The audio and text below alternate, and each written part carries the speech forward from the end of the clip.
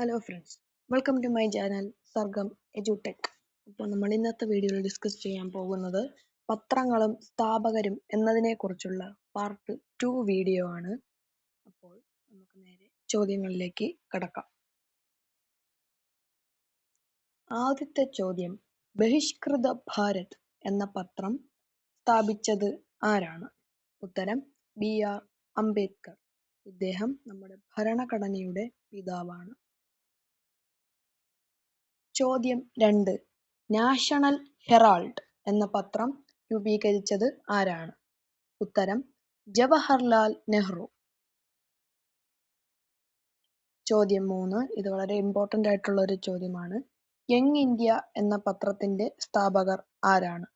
ഉത്തരം ഗാന്ധിജി. ചോദ്യം 4, നേഷൻ എന്ന പത്രം സ്ഥാപിച്ചത് ആരാണ്? ഉത്തരം ഗോപാലകൃഷ്ണ ഗോഖലെ. ചോദ്യം 5, കർമ്മയോഗി എന്ന പത്രം സ്ഥാപിച്ചത് ആരാണ്?